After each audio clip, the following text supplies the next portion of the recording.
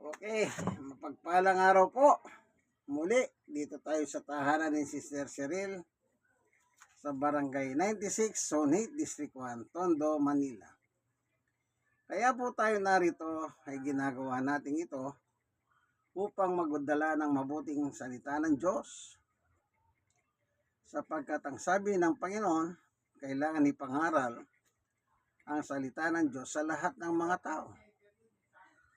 Kaya walang dahilan para hindi po natin ipatutuho sa mga tao ang salita ng Diyos. At ang salita ng Diyos ay malaking benepisyo.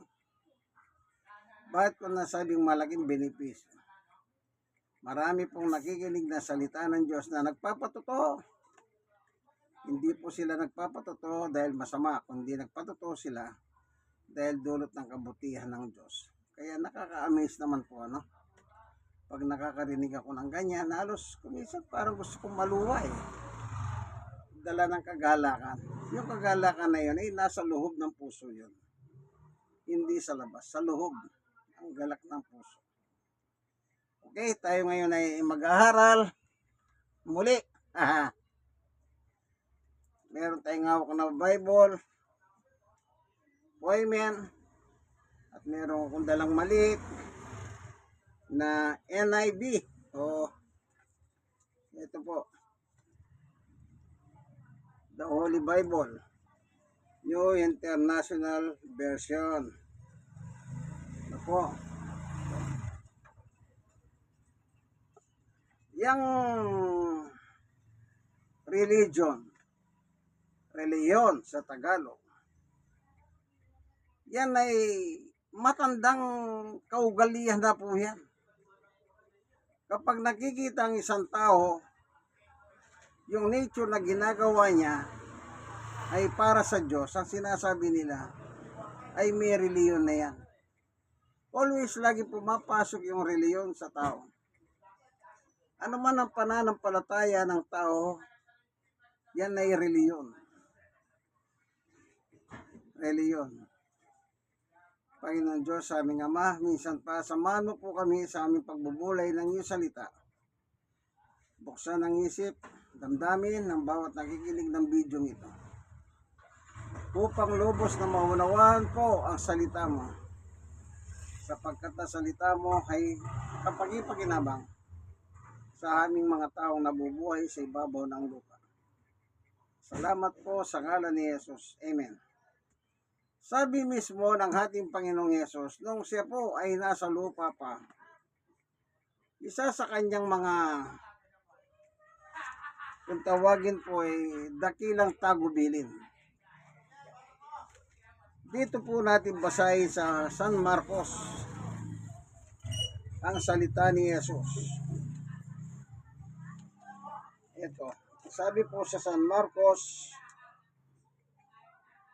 16, 15 at 16. At sinabi ni Jesus sa kanila, humayo kayo sa buong mundo at ipangaral ang salita ng Diyos sa lahat ng tao. Yan. Ito po yung abilin ni Jesus sa kanyang mga halagad. Noong magsimula pong papasok na kasi yan sa Pentecostes. At si Jesus naman, malapit na dingali sa lupa rito. Kaya nagbigay na po siya ng tagubilin. Kasi po inablas siya at tinatulang kamatayan. Ano po? Para may pagpapatuloy ang kanyang misyon, pinasa sa kanyang mga halagad. Kaya sabi niya, ipangaral sa buong mundo. Ang mga apostol niya noon, hindi naman po nakalibot sa buong mundo. Unang-una, walang sasakyan. Ano lang sasakyan nun? Mga hayop, donkey, camel. Paano malilibot ang buong mundo? At paano mangyayari na ipangaral sa lahat sa buong mundo, sa lahat ng tao? Kaya hanggang ngayon po, pinapangaral ang salita ng Diyos sa buong mundo. Kailangan po matupad yun. Ulitin natin ha. Ganito ang sabi ni Jesus. At sinabi ni Jesus sa kanila, umayo kayo sa buong mundo. At ipangaral ang salita ng Diyos sa lahat ng tao. Sabi ko nga po, hindi natapos ng mga apostol ito. Hindi sila nakalipot ng buong mundo. Pero salamat may Biblia. Meron silang sulat na nasa Biblia. Na siyang ating ginagamit ngayon na ipinagpapatuloy ang misyon ni Jesus. Ang alin? Ang ipangaral ang salita ng Diyos. Maski si Jesus po, yan ang ginawa niya sa loob ng 3 taon. Nangaral siya. Kaya nung bago na po siya umalis, babalik na sa langit, ito po yung dakilang tagubilin. Kaya nga, dakilang tagubilin ang tawag dito. Nagbibilin na siya. Tingnan niyo po dito sa gawa. Di po ba si Jesus? Hinatulang mamatay, namatay sa krus. Sa 3 araw, nabuhay siyang maguli. Ngayon, tingnan natin sa gawa. Ganito nakalagay. Gawa 1:1-6. Na magkatipon si Jesus at ang mga lagad, nagtanong sila kay Jesus. Ito ay muling nabuhay na si Jesus dito. Mula sa patay, bumangon siya 3 araw. Kaya nagtanong sila nang nakasama pa siya dito sa lupa. Dito sa lupa, nanatili siyang 40 dias. 40 days. Bago siya tuluyang umakyat sa langit. Siya po ay nabuhay na maguli. Okay? Dito mababasa yun, no? Anong sabi niya? Sa 1:1 ng gawa, Mga Konsopilo, sa aking unang aklat, isinalaysay ko ang lahat ng ginawa at itinuro ni Jesus buhat sa simula. 2, hanggang sa araw na siya umakyat sa langit.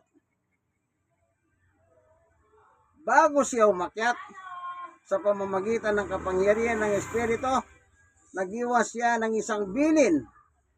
Siya ng mga bilin sa kanyang mga apostol na iniran. Ito nga po yung mangaral na sila. Kasi akyat na po siya sa langit. Kaya bago siya umakyat sa langit, nagbilin. Tuloy natin. 3, sa loob ng 40 araw ng kanyang pagkamatay, nagpakita siya sa kanila sa pamamagitan ng maraming katibayan, ay pinatunayan niyang siya'y buhay. Kita nyo? Nagpakita siya ng katibayan nang mabulay siyang maguli, na natili siyang 40 dias dito. Kaya nagbili siya sa kanyang mga apostol. Yan nga po yung misyon, ipagpapatuloy nila.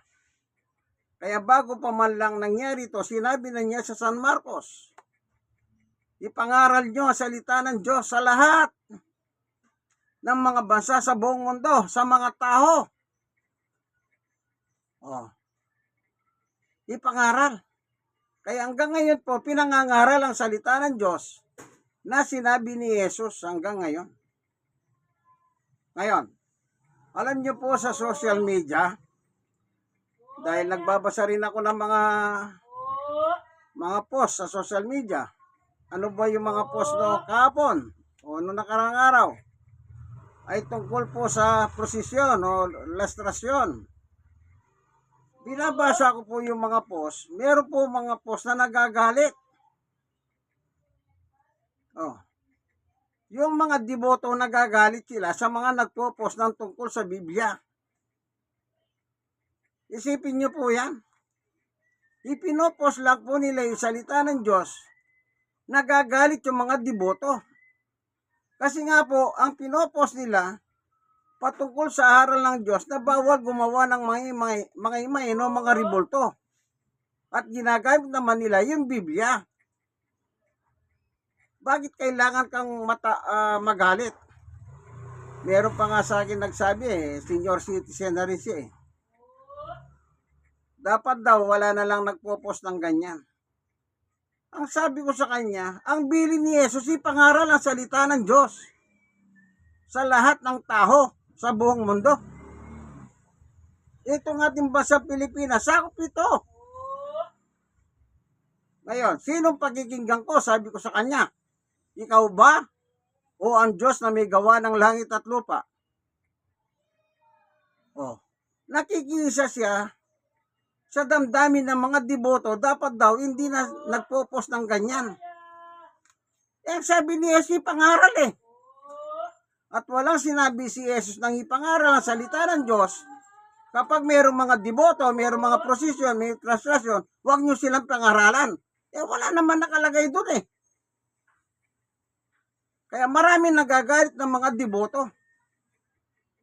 Bakit? Ayaw nyo bang malaman yung totoo ng nasa Biblia? Kapag ang ipinopost po ay tungkol po sa Biblia, yung nakasulat salita ng Diyos, hindi kayo dapat magalit. Bakit? Salita ng Diyos yan At yan ang bilin ni Jesus, ipangaral ang salita ng Diyos. Ba't kayo magagalit sa mga nagpo-post ng biblical teaching? Anong dahilan? Dahil ba nasasaktan kayo dahil yung kanilang pinopost ay totoo, nasa Biblia kasi. Hindi sila gumagamit ng sarili nilang aral. Ang aral na pinopost lamang ay yung mismong chapter and verse ng Biblia. Ba't kayo nagagalit? Ang sama ng mga post nila. Ang sama ng kanilang mga text message.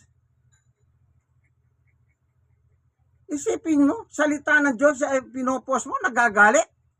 Di lumalabas. Kanino sila? Yan ang tanong kanino sila? Dapat magpasalamat kayo dahil may nagpo-post ng biblical teaching, biblical truth. Huwag kayong dapat magalit mga deboto. Walang yan, walang personalan yan. Sabi ni Jesus, pangaral. Yung dakilang tagubilin. O ano pang sabi ni Jesus? Dito sa Mateo naman, anong nakalagay naman? Sa chapter 28:19. Kaya umayo kayo, gawin ninyong alagad ko ang mga tao sa lahat ng mga bansa. Ito po bang Pilipinas, hindi bansa ito? Bansa. May nakarating bang mga apostol noon dito sa Pilipinas? Wala. Kailan lang na-discover ang Pilipinas? Noong 1500 ni Magellan. Yung Biblia nung pa yun Kaya nga hindi po nila nalibot ang buong mundo ng mga apostol noon ni Jesus. Kaya hanggang ngayon, ipinangangaral, ipinagpapatuloy ang misyon ni Jesus. Hindi nyo ba gusto yan? Natututo kayo? O sadyang sarado ang isip ninyo? Bakit kayo kailangan magalit sa mga nagpo-post ng biblical teaching o biblical truth? Alam nyo po sa Biblia, eto ng panahon ng Pentecostes, nangaral sila Pedro. Yung mga deboto noon at deboto ngayon magkaiba. Opo, tignan ninyo yung mga deboto noon. Dito natin babasahin sa gawa pa rin. Gagamitin natin yung NIV. Ito kaya dala ko itong NIV na Biblia kung maliit. Para lang maliwanagan tayong pare-pareho. Nag-aaral lang tayo, wala tayong personalan. Di tayo na may personal. Kaya huwag kayong dapat magalit. Kasi yun, nababasa ko sa social media, galit na galit kayo kung ano-ano mga salita lumalabas sa inyong message Dapat hindi ganon. Dapat dumipesa kayo. Pero kailangan pag dumipesa kayo, biblical din ang turo nyo. Eh wala, hindi alaga kayo madidipesa. Magsasalita pa kayo ng hindi maganda. Ito, sa panahon ng Pentecostes, yan sinabi ko, nangaral sila Pedro, panahon ng Pentecostes. Ito yung mga naniniwala sa pangangaral ni Pedro, ito po, babasahin ko. Chapter 2 ng Gawa. May manipis kasi ito eh. Kaya, ito, sandali Ito, sa chapter 2, verse 42. Yung mga naniwala sa pangangaral ni San Pedro noon, ito sabi niya, they devoted themselves to the apostle teaching and to the fellowship. Sa Tagalog, sila ay naging deboto sa mga turo at aral ng mga apostol. Naging deboto sila. Kanino? Sa aral ng mga apostol. Hindi sila naging deboto na gumawa sila ng mga ribulto ni Jesus. Nung marinig nila yung pangangaral ni Pedro na si Jesus ang tagapagligtas. At tinanggap nila si Jesus. At yung mga tumanggap kay Jesus, 3,000 tao sila. Nagpabautismo sila at nilahan nila ang kanilang panahon devote. Mga tao deboto sa aral ng mga apostol. Ito yung mga totoong deboto. Hindi sila nagagalit. Manapa. Masigasig silang nag-aaral sa turo ni Jesus. Ang tanong, sinabi ba ni Jesus gumawa kayo ng ribulto? At inyo ipoprosesyon? Wala. Ang nasa Biblia, they devoted themselves to the teaching of the apostle. Ngayon, sino po yung pangunahing apostol ng Biblia? Ang tanong iyan. Tingnan natin sa Biblia. Dito pa rin po sa NIV. Sino po yung pangunahing apostol ng Biblia? Sila Pedro ba? Pedro? Sila Pablo ba? Ito, babasahin natin. Chapter 3 ng Hebreo, verse 1. Therefore, holy brothers, mga banal na kapatid, ibig sabihin, lalaki, babae, who share the heavenly calling, tinawag sila ng Diyos sa langit. Fix your thought, yung kanyang kaisipan. I-fix nyo po raw on Jesus, the apostle and the high priest whom we confess. Malboro. Anong sabi po? Ang pangunahing apostol ng Biblia ay si Jesus. Yung mga may pagkatawag ng kalangitan, ang sabi ni St. Peter, fix your thought, yung kanyang karunungan, kaisipan. Isentro ninyo kay Jesus, na siyang apostol at pangunahing the high priest, Santo Papa.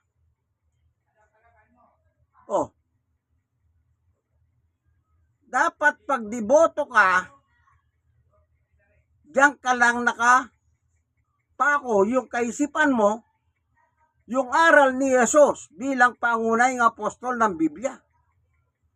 Oh. Kaya nung bago siya umakyat, binilin niya sa kanyang mga apostol.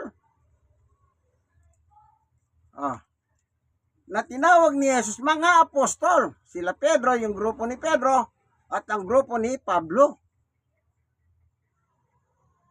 Oh. Sila ngayon yung nakasulat sa Biblia na nangangaral.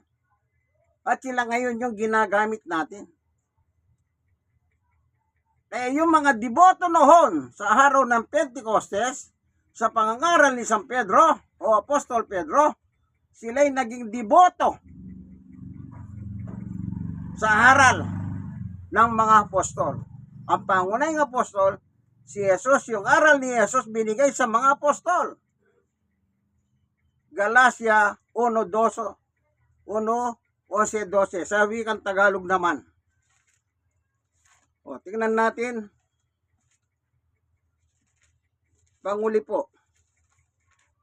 Sabi ni San Pablo, Galacia chapter 1 verse 11-12. Mga kapatid, nais kong malaman ninyo na magandang balitang ipinangaral ko, hindi kata ng tao. Yung magandang balita, salita ng Diyos. 12, hindi raw kata ng tao. 12, hindi ko ito tinanggap mula sa tao. At hindi rin itinuro sa akin na sino man tao. Si Jesucristo mismo ang naghayag nito sa akin. Oh. Yung aral ng apostol na si Jesus ibinigay kay Pablo. Yung aral ni apostol ni Jesus ibinigay kina Pedro in the day of Pentecost. Kay Pablo naman, yung journey to Damascus, na si Jesus ay nasa langit na.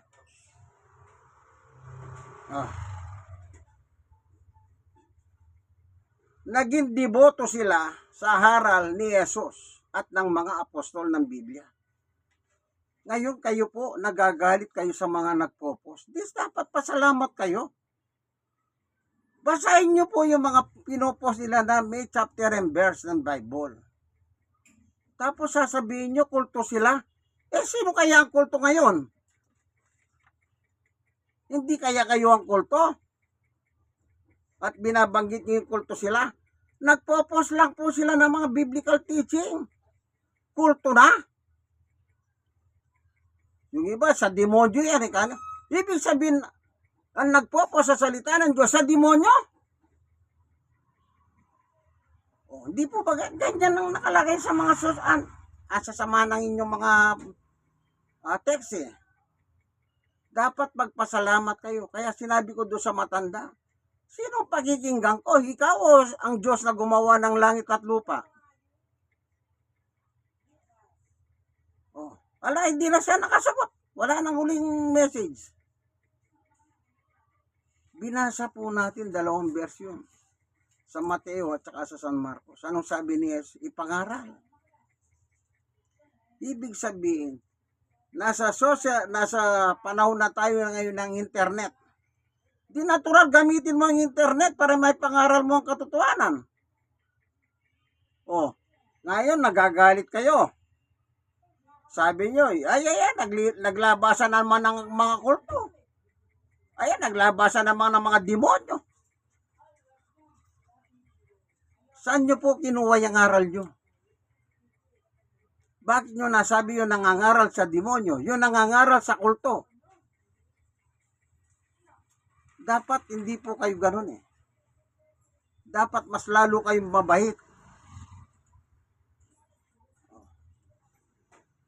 Ewan ko, sa isang pagkakataon, meron pa akong nakita eh. Talagang kinuyog nila. Somewhere in Baguio. Kinuyog nila yung nangangaral. Nagalit itong mga deboto. Kita nyo po. Ayun, nakita nyo ba yung mga nasa parada? Para silang mga tiyonggo, talon dito, talon doon. Ganun bang inutos ni Jesus? Hindi po nagutos ng ganyan si Jesus sa mga totoong mananampalataya sa Kanya. Sa bagay, hindi ko naman kayo masisi. Kasi nga, yan ang naging practice ninyo. Hindi nyo practice yung Biblia. Ang naging practice ninyo, yun nakikita ninyo. Dapat magbago na po kayo ng pananaw. Dati rin po akong ganyan. May pagkadiboto rin po ako ng bata ako. Nagpo-prosesyon po kami sa probinsya. Hindi ako papayag na wala akong hinahawakang mga santo sa gawa ng mga kahoy. Lagi ko pong ginagawa yan. Pero ngayon natuto na po ako sa Biblia. Niyakap ko po ang totoong aral ni Jesus na nakasulat sa Biblia. Kaya, ngayon nangangaral po ako. Nagsishare po ako ng tungkol sa salita ng Diyos.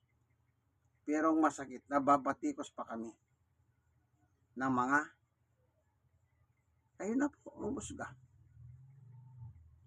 Kayo na po ang umusga. Sige, hanggang dito na lamang po ang ating munting video. Sana meron kayo natutunan. Gumamit po akong 2 Biblia, isang NIV at Poemen, ang salita ng mga pastor. Ang Biblia ng mga pastor. Salamat Panginoon Diyos sa patutuo mo sa amin sa oras pong ito. Binibigyan mo pong linaw ang aming kaisipan. Nawa yung mga nanonood ng video ito, buksan mo po ang kanilang kaisipan o Diyos na matutunan po nila yung aral ng Biblia. Salamat po sa ngalan ni Jesus. Amen.